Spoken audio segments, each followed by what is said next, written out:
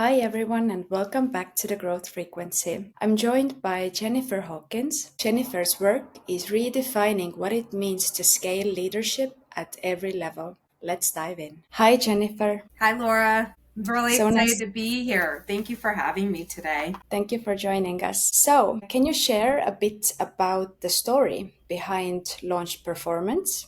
And how does your work help founders and leaders today? Yeah, I have been really fortunate in my career. I began in corporate for a large insurance organization called the Hartford Insurance Group. And that was in a program right out of high school. And I quickly moved up the ladder. And at only 25 years old, I was really already promoted into leadership. And at that time, that was really young.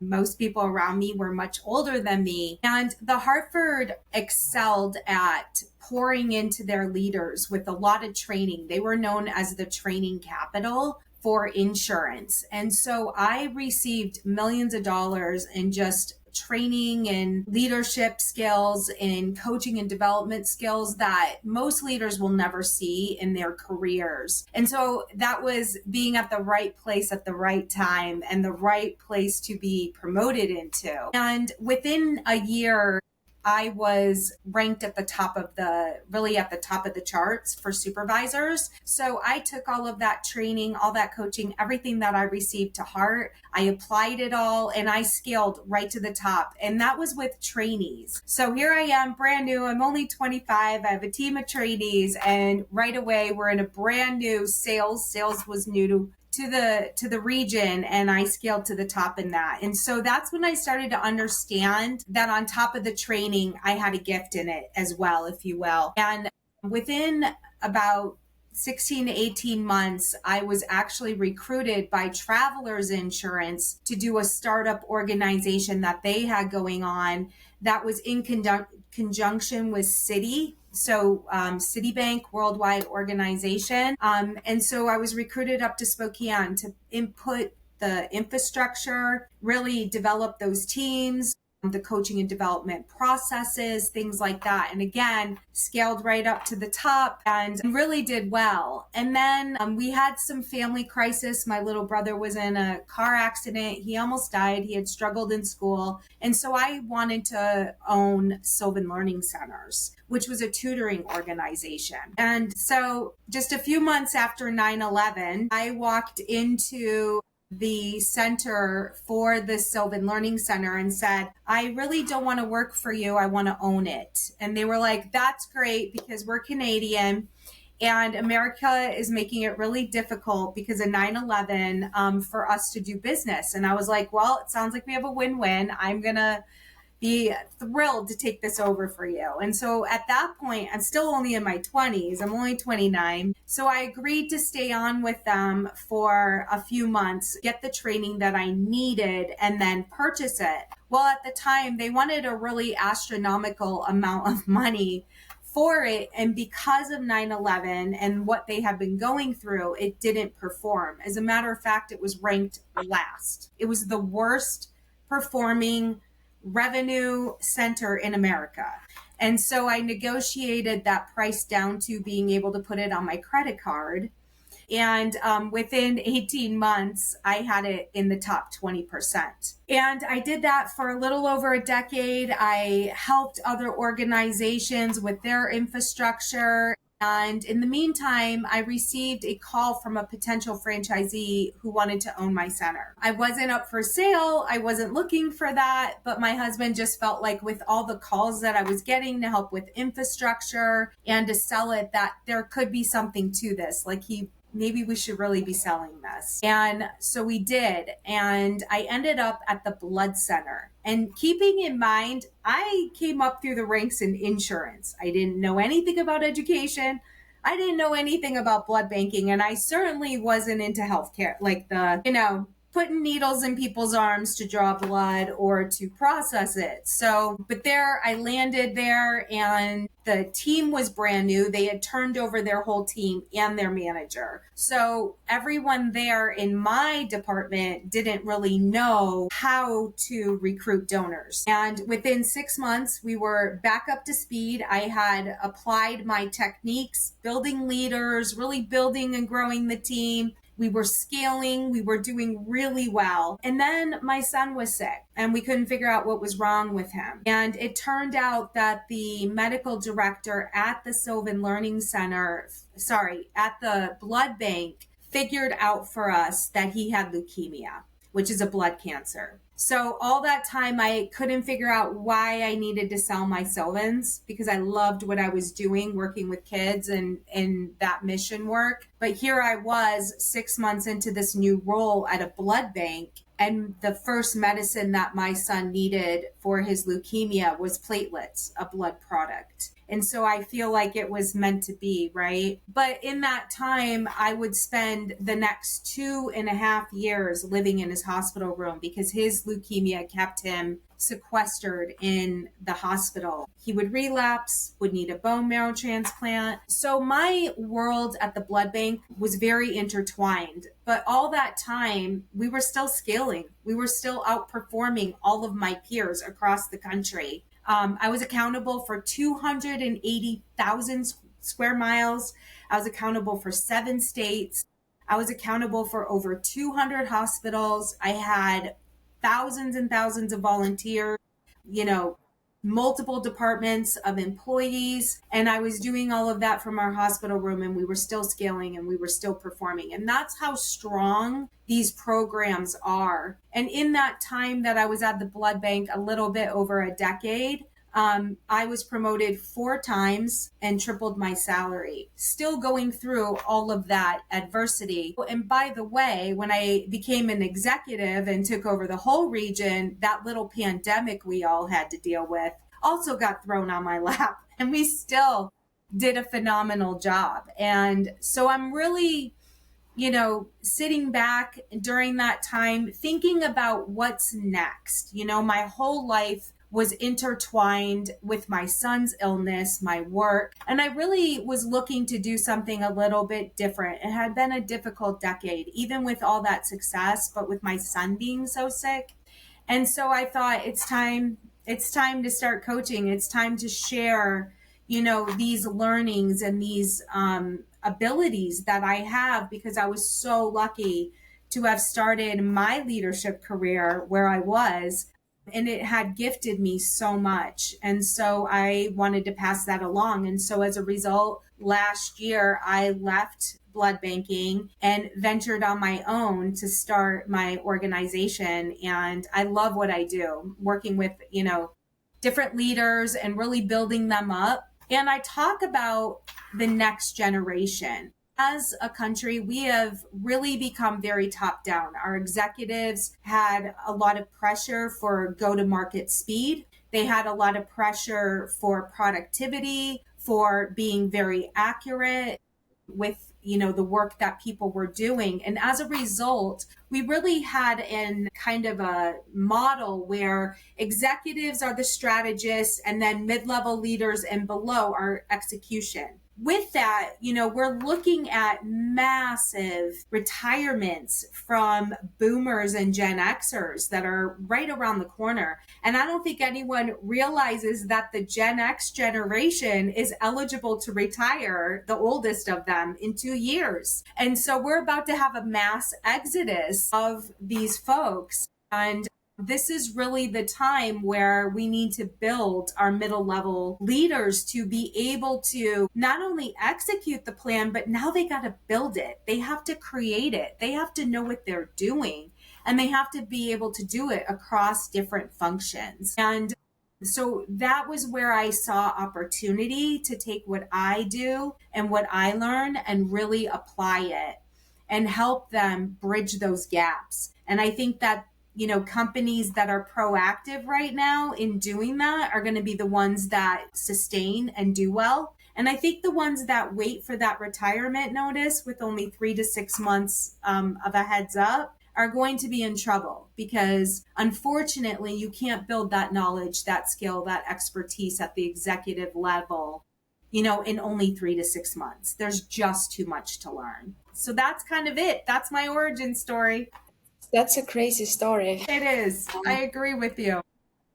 It's very inspiring, and at the same time, I'm very sorry to hear your struggles.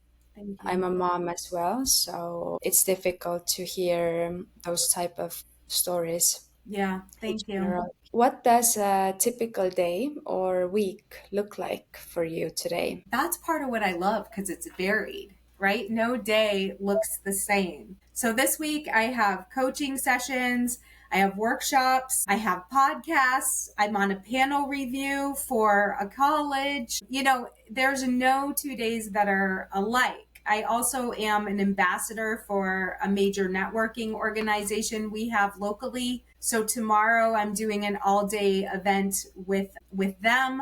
So it's events and then coffee meetings as well with business leaders and things like that too, and different luncheons and things where I'm connecting with business leaders, different like-minded, right, and people that are up against the same issues that I'm coaching for. And so the days are very different, but really in a nutshell, that's what it is. It's just pouring in.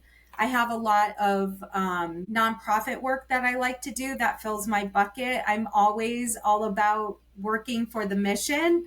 And so it's really important to me that I keep that work up, even as I ventured out on my own now. And so that's always fun too. So tomorrow I'll be working with young women just entering into the workforce, learning how to network, and they're underprivileged. So for them, this is a big deal to learn how to do this and to build a different life for themselves. They're very young moms and they're trying to make it in the world. So that's a week in the life of Jennifer Hawkins right there. How can you handle all of that? The blood bank really and the Sylvan Learning Center prepared me so well. Sylvan looked a lot like that too, where, I was just always in the community, running around to different organizations, helping them, talking through things. I was on boards and things like that. So I really got used to kind of that pop. And then, by the way, there's always pop-ups happening of you have to deal with this over here or this over here or whatever. And so that really prepped me for going to the blood bank. And then when I took that last role at the blood bank, I had every single department. Plus, I was the face of blood banking, and trying to really get the word out and the need for blood. And so I really got used to a crazy schedule and running around. And I think it's just being extremely organized. And then getting other work done during the times is about that deep work, right? Where you're not looking at your emails in that moment because right now you're working on one thing that you need to go deep in, and you try to maximize that. And I'll give you an example. If it's marketing content, I want to write that in a day. I want to get that done in a chunk of time, and that's going for the month. And so wherever I can do things like that, or like as I'm building curriculum, I'll make that like a deep dive day, no interruptions, no meetings scheduled, so that I can really go deep, do a lot in a quick amount of time. And so those are just some of the things that I also coach and work with people on, because it is a lot, that pop-up, running around, picking your head up, moving, pivoting all day long. It takes practice to get good at it, for sure. I'm sure. Yeah.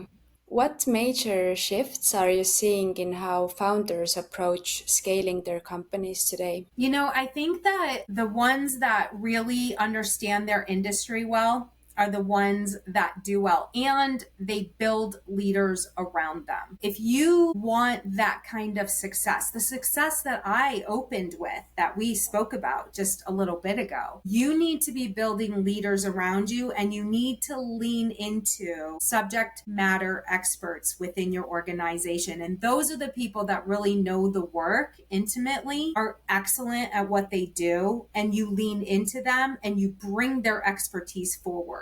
So your organization benefits from that, which helps you to scale because you're really listening to them. They have the voice of the customer.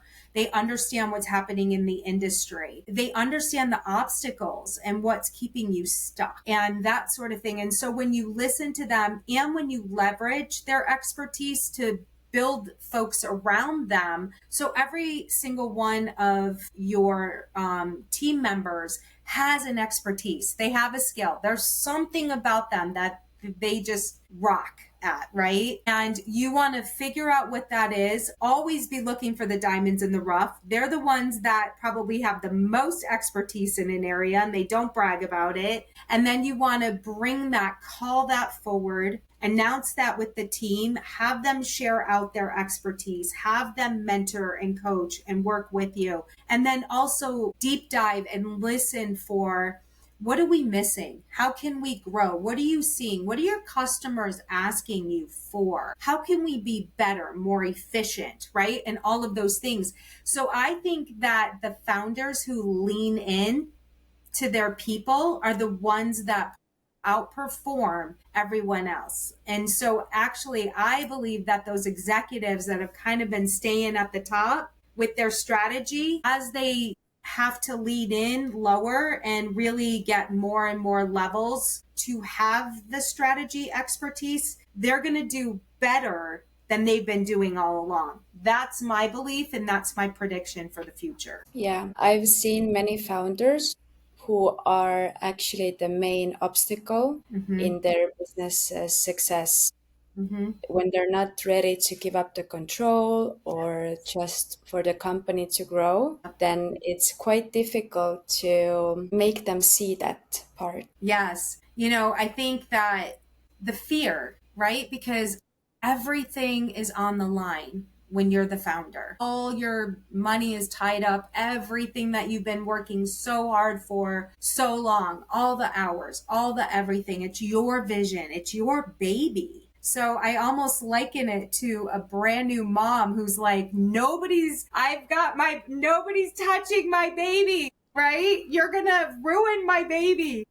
And it's kind of the same idea. And actually, as a mom, you also benefit when people help you with your baby and you get the rest and the house is getting cleaned and all those things are happening around you so you can be your best self, right? And you get that sleep and you get that time. This is the same idea. When you really lean into the people around you, they're going to bring things to your attention that you weren't aware of, that you hadn't thought of. And by the way, because they're the experts and they're in it 24/7, they really are going to bring ideas and solutions to you that are going to benefit you in a way you hadn't even thought of. So my advice is lean in, just lean in. It's worth it. It's really worth it. Yeah. Hmm. What is working really well for you right now, both in client delivery and in growing your business? Connection. It's always about connection. And as a coach and a leader, it's really about asking good questions and really just being open to not prejudging what might be happening. So, I will tell you in just even a lot of my coaching calls with leaders and things, the minute they start talking, I can think of probably 50 times where, oh yeah, I've been through this. Oh yeah, this, that, and the other. But I still deep dive because you never know what curveball is there that might make a better choice in another way. And so I really work hard not to prejudge and that sort of thing and really get to the root of what's going on and why. And so like what we just spoke about, I see that all the time in executives and things like that. They're afraid that if they relinquish control, mistakes will be too big. The board will let them go, just as an example, right? And it's like, okay, let's really deep dive.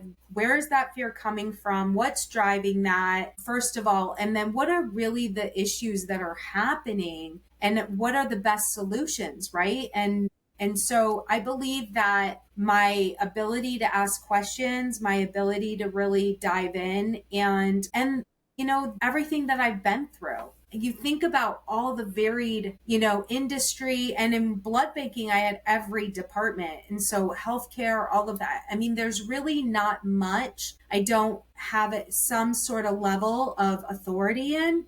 And so that serves me really well as well, because we've had to solve problems in a lot of spaces during extreme adversity. And it really allows me to zero in and help founders and executives out and leaders. So that's what I would say. What's working well is how I question and then how I help them solve. Do you have anything that has been frustrating for you? Maybe like bottlenecks, or do you have issues inside of your company, or is everything perfect? Oh boy, don't we all wish everything was perfect? Although then I'd be bored. Every time I say that, I usually get from people, you'd be bored. So I guess the answer to that is no, right? That's what keeps it interesting. But I I believe that a lot of folks, unfortunately, that maybe didn't have the expertise in their background have come through, and we have a bit of a trust recession right now. And that for me is a little disappointing because I think it makes it a lot harder to initially get the trust of people so that they know the credibility that you have. And for me, you could have been tracking me for years. I mean, my LinkedIn has been updated with every promotion, with every organization. You can see that I obviously did very well to have climbed in the way that I did every single organization I was in, and the recruiting and all of the things that happened. So for me, I know I have the receipts, right? I have the street credibility. But I think that I can't blame folks if they're a little bit hesitant, because there are some horror stories out there of people feeling like they spent, good money to get the help that they needed, and they were vulnerable when they reached out for that help, and then they didn't get it. And so for me, that part is disappointing because I've always really prided myself on my integrity. I feel like I'm very approachable. I'm transparent. I think you can tell by my body language and how I speak. So when I run into that, I'm disheartened. And so I would say that has been difficult and a little frustrating. But I also empathize with the potential client, and I do understand it. Yeah. What has been your most effective marketing strategy to attract your ideal clients? It's a twofold. So building your brand, right, on through the content management and that sort of thing, for me has been on LinkedIn. Although I do have a Facebook group and things like that, I think that initially I had a stronger comfort level in LinkedIn. And so I've grown, I think 40 followers shy of 10,000 right now. So I've, done a decent job of growing. I realize that there are plenty of other folks that have a much bigger following, but when I got into it, I was at about 4,000. So in a year, I've really ballooned with that. And that has been because I believe I really share out some meaningful tips and techniques and things like that. I also am open with my opinion, love it or leave it, on what needs to be done and that sort of thing. So I would say that was the first part, really building the brand, if you will,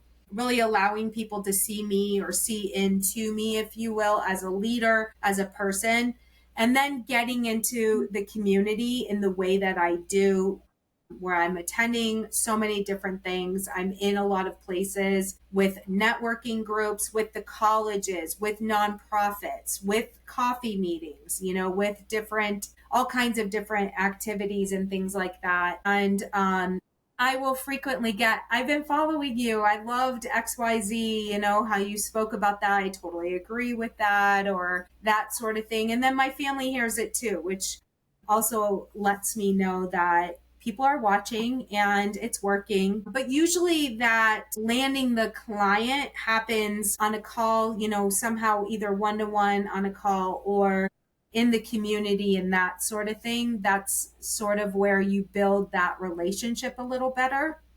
And so that's kind of where that final element of becoming a client actually happens. But those two things together, I think have allowed me to be, successful in that way. You have done an amazing job. I looked at your pages and everything looks really nice. So Thank well done. you. I appreciate that. I do work hard on that. I do spend time on that. So thank you. That feels good. I appreciate it, especially coming from you, Laura. So thank you. You're welcome. Let's talk about AI too. Yes.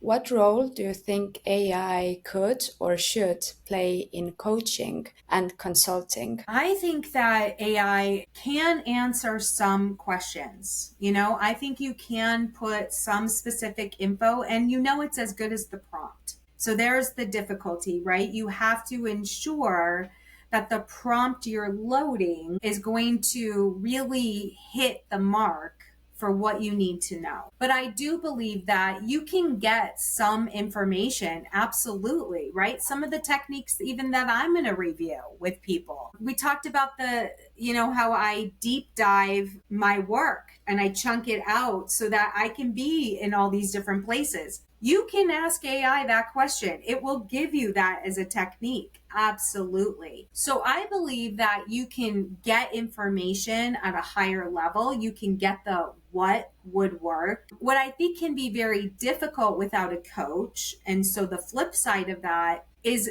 I don't know about you, but I really like when I'm working with someone and they're walking me through it, right? And they're going to put their own little spin on things. So they're going to add for me the pro tips that they've learned along the way. They're going to tell me the pitfalls that they experienced and how they did it wrong and what happens, right? And so avoid that, right? But do more of that. They're going to really double down on what doesn't and what does work. So AI is a great tool in my mind for getting information, making sure you've got the right prompt. But once you're there, really gathering your intel, gathering your information. I will tell you, I also have been coaching earlier in the year. I was working with executives who were looking to make a pivot in a different career, or they wanted to move out of the organization they were in to another one, that sort of thing. And we were able to utilize AI to help us narrow down organizations to target, for them to build connection with people at those companies. And it was really helpful in that way, to what an efficiency. We didn't have to spend 10 hours in LinkedIn, sourcing targeted companies. AI did that very quickly and very efficiently for us. So it absolutely has a place for us. And I would say I'm even bullish on a lot of, that element, because as we just spoke about, to be successful today, you have your hands in a lot of pots. You're doing a lot of different things, and efficiency is the name of the game. AI allows for that. And so I double down in that area. I think it's to your benefit. You can't lose by using it that way. Yeah, many coaches and also CEOs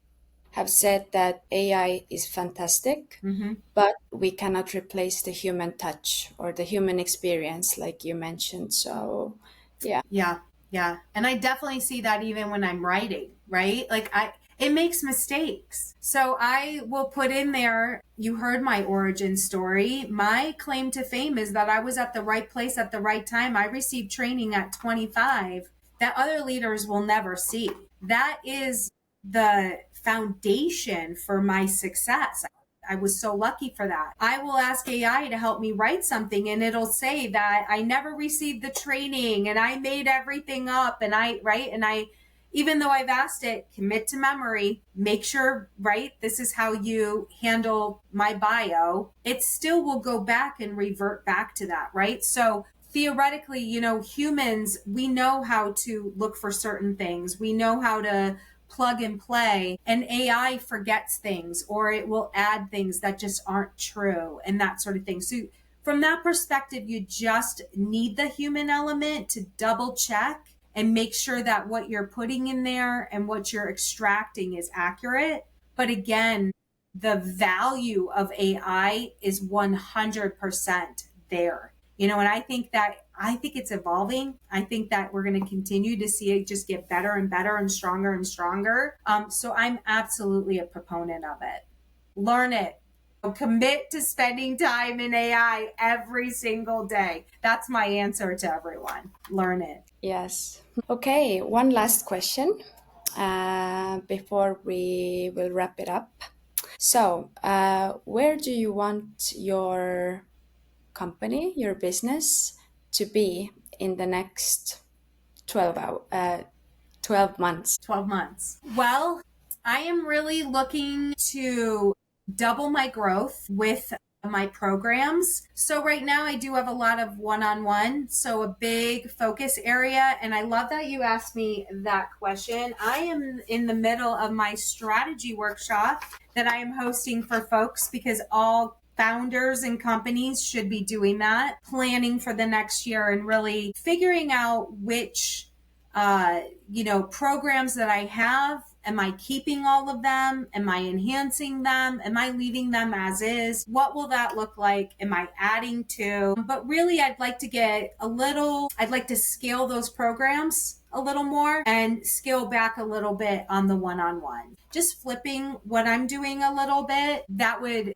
definitely allow me to work with more people. And I also believe in the synergy that happens in a cohort. So my programs, I like to have them no more than 8 people. And there's a lot of synergy that happens with proximity, right? When you're in a room together and you're collaborating, it's exactly what I spoke about that I build with my teams, right? When they're all learning from each other and we're lifting the boats. I believe in that. And so I would like to see more programs utilized and a little less one-on-one, because I think that'll be a more dynamic experience for people. And I want that. I want that for my clients for sure. Wonderful. Yeah, a group program is so different from the personal work. So I agree I agree with you on Thank this. you. Yeah, and I'm talking about doing hybrid too. So maybe we do a couple one-on-ones, but the whole thing isn't one-on-one. So just looking right now, strategizing on exactly what that will look like. And then how I will go after that in a way that maybe I haven't already. Leaning in. Wonderful. Yes. Thank you so much for joining me. This has been an inspiration. You are an inspiration. So thank you for sharing your story. I'm very grateful. I appreciate that. Thank you. And like I said, that means a lot coming from you, Laura, and I really appreciate your time today and having me on here. You have an amazing following, and I just feel privileged to have been part of it today. So thank you. Thank you so much.